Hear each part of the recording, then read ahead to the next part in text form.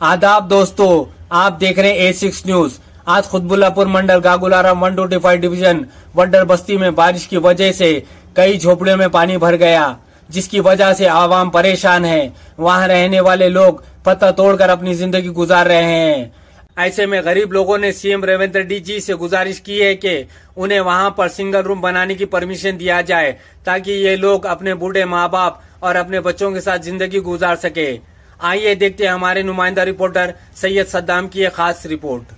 ऐसे ही मजीद तफसीलात देखने के लिए A6 न्यूज को लाइक करें, फॉलो करें और सब्सक्राइब करें। 15 సంవత్సరాలు అవుతుందన్న ఇక్కడ మేము 5 సంవత్సరాల నుంచి నివసిస్తున్నాము। ఇక్కడ మేము ఇల్లు కట్టుకున్నాము, ఇల్లు వచ్చేసి కూలగొట్టారు వర్షానికి వానకి। ఇట్లనే వచ్చేసారు, గవర్నమెంట్ వచ్చేసి కూలగొట్టేసింది। మాకు ఇల్లు లేవు, ఏం లేవన్న। చిన్న చిన్న పిల్లలు ఉన్నారు, చంటి పిల్లలు ఉన్నారు, ఉండడానికి కూడా చలికి దోమలకి పాములు రోజుకి ఒక పాము చంపుతున్నామన్న। మాకు కొంచెం సాయం చేయండి అన్న। వండుకోవడానికి కూడా చాలా ఇబ్బంది అవుతుందన్న। ఈ వీడియో రేవంత్ అన్నకి చేరేటట్టు సాయం చేయండి అన్న। శ్రీశైలం గౌడ్కి సాయం చూపించండి అన్న। అవుతుందన్న, కట్టెల పొయ్యి మీద వండుకుంటున్నాం। 15 సంవత్సరాలు అవుతుంది మేము వచ్చి। ఇండ్లు కూడా కట్టుకున్నాము, ఇండ్లు కూడా కూలగొట్టిర్రు। కోరీలు బొరీలు మామూలు మస్తు మంది చనిపోయిండ్రు ఇక్కడ। చనిపోతే కూడా మనల్ని ఎవరు పట్టించుకోలేరు, చేస్తలేరు। మళ్ళీ ఎవరు పట్టించుకోకుండా కూడా ఇండ్లు కట్టుకున్నా కూడా కూలగొట్టి కూడా మేము ఇక్కడనే ఉన్నాము। పిల్లలు డెలివర్లు అయ్యే పిల్లలు, తలలో చిన్న చిన్న పిల్లలు ఉండరు, పాములు తేళ్లు అన్ని వస్తున్నాయి, నీళ్లు వచ్చినాయి।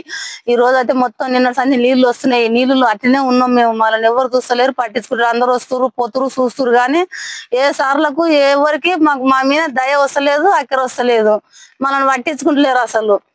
మేము ఉన్నది ఇక్కడ హనుమాన్ల గుడి ఇక్కడ ముంగడికి ఇక్కడ ఉంటాము।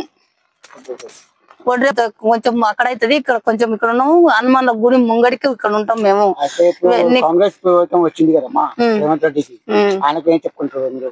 రేవంత్ రెడ్డి రావాలి, సాయం చేయాలి, ఆయన వచ్చి మాకు సాయం చేయాలి అందరూ। ఒకసారి వచ్చి సాయం చేస్తే చూడాలి, మా పరిస్థితి చూడాలి, ఇదంతా ఎట్టున్నాయి ఏం కథ, నీళ్లు ఇట్లా పడ్డం మేము దోమలు గుడిసెలకి వెళ్ళి చూడమని వర్షం పడ్డప్పుడు గుడిసెలకు వచ్చి ఆయన డైరెక్ట్ మా బస్తీ కశల్ నగర్ ఒడ్ర బస్తీ।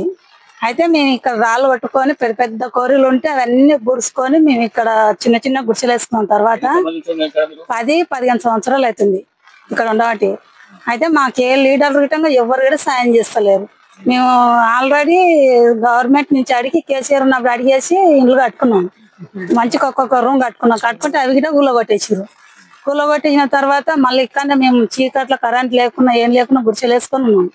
గుడిసెలు వేసుకొని ఉంటే ఇటంగా మమ్మల్ని ఎవరు పట్టించుకోలేరు, చేస్తలేరు। చిన్న చిన్న పిల్లలు ఉండరు, మరి పాములు తేలు వానలు అయితే ఇప్పుడైతే గుడిసెలు అయితే అసలు ఇట్లా గుబ్బుతురు వర్షాలు, మన చేపలు ఇట్లా గుబ్బుతురు, అట్లా గుబ్బుతురు నీళ్ళు। మరి వాళ్ళ పరిస్థితి ఏంది? వాళ్ళకి నిమ్ము, జ్వరము, టైఫాయిడ్, మలేరియా అవన్నీ వస్తున్నాయి। ఎవరు మా గురించి పట్టించుకోరు, వడ్డీల గురించి। ఎందుకంటే మేము ప్రతి ఒక్క ఇల్లు కడితే మేము మాతో రాయి కొట్టించుకొని బునాది లేపుతారు ప్రతి ఒక్క ఇల్లుకు।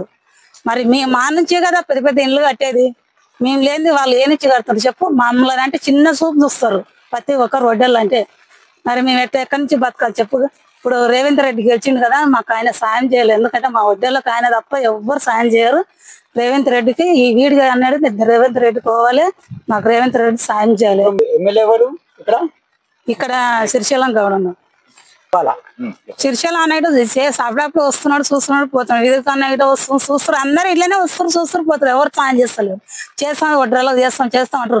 సరే మాకు ఇప్పుడు మాకంటే మేము స్టార్టింగ్ అయితే మాదే ఇక్కడ వడ్ర బస్సు అంటే, మరి ఇప్పుడు మా బస్సు ఇడిచిపెట్టి సాయిబాబు అన్నది, మరి ఇక్కడ అబీద్ అన్నది, అవన్నీ అవి మా నుంచే కదా వాళ్ళన్న బస్తులు వాళ్ళవి। ఇప్పుడు మా బస్తులు ఏంది, వాళ్ళు ఎక్కడి నుంచి వచ్చినా చెప్పు? వాళ్ళ ఏమో పట్టించుకున్నారు, మరి మమ్మల్ని ఎవరు పట్టించుకోవాలి చెప్పు?